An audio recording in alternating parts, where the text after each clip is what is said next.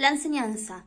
La enseñanza se la podría definir como un intento de alguien de transmitir cierto contenido a otra persona. Una definición sencilla que solo nos está indicando el tipo de actividad que puede designarse como enseñanza sin especificar el resultado de los participantes.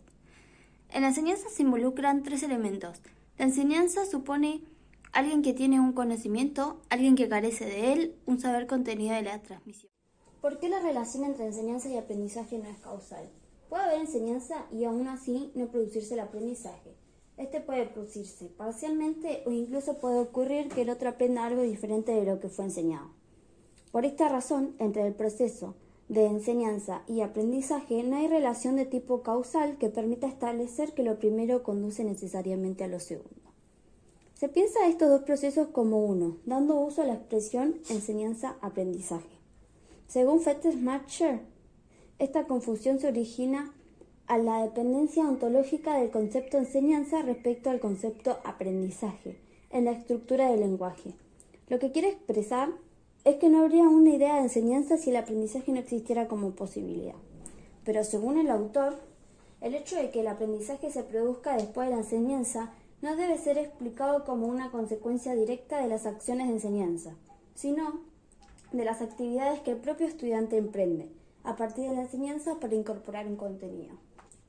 El término aprendizaje menciona tanto el proceso mediante el cual se adquiere un aprendizaje como tarea y son las tareas y aprendizajes desarrolladas por el alumno los responsables del aprendizaje como rendimiento. Ahora bien, ¿por qué la enseñanza es una práctica intencional? Es una acción intencional por parte de quien enseña. En la interacción social espontánea, las personas adquieren una gran cantidad de información, destrezas, actitudes, valores, pero se trata de un aprendizaje cuyo desarrollo y resultado son gestionados de manera personal e incluso en ocasiones sin conciencia de los efectos de sus acciones. Con respecto al aprendizaje incidental, hay aprendizaje pero no enseñanza.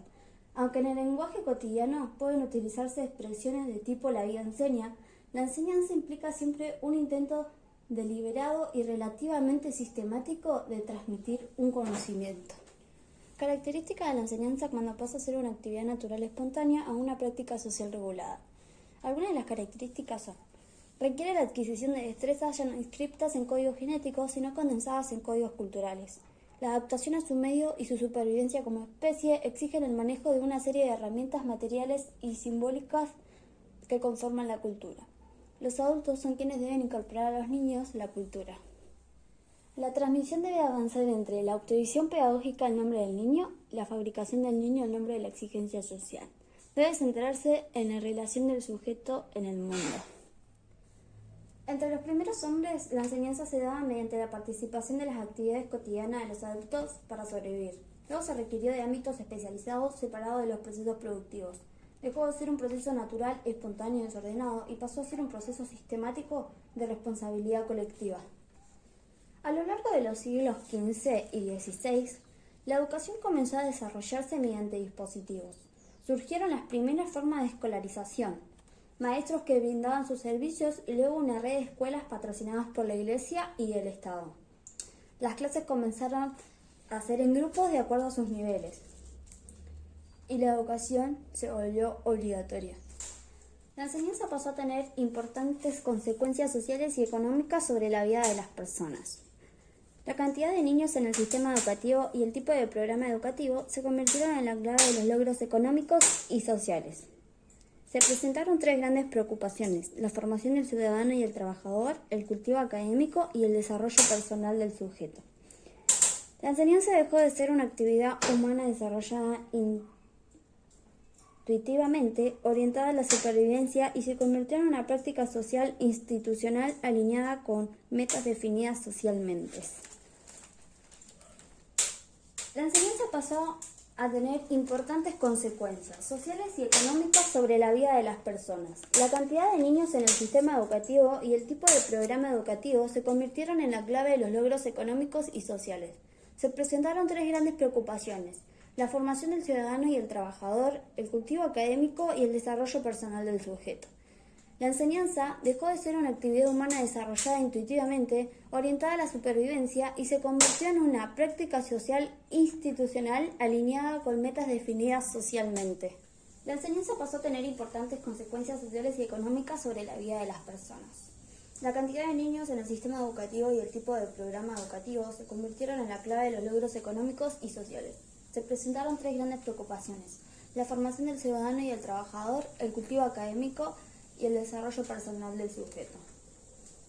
La enseñanza dejó de ser una actividad humana desarrollada intuitivamente, orientada a la supervivencia, y se convirtió en una práctica social institucional alineada con metas definidas socialmente. Características que asume la enseñanza cuando se institucionaliza. La escuela es un espacio social especializado, recortado y separado del ámbito social. La escuela crea un escenario en el que se enseña, de modo descontextualizado. La escuela encierra una paradoja de crear un lugar ideal para la enseñanza y el aprendizaje. La escuela segmenta el tiempo en ciclos, periodos, jornadas, horas de clases, momentos. El tiempo de clase se dosifica, se divide, se marcan ritmos y alternancias que implican también en los tiempos de la vida social. En la escuela, la tarea pedagógica se organiza a partir de una delimitación precisa de los roles del docente y el alumno como roles asimétricos y no intercambiables. La relación entre ambas está pautada por un marco institucional que procede a quienes lo ejercen y les otorgan una autonomía limitada.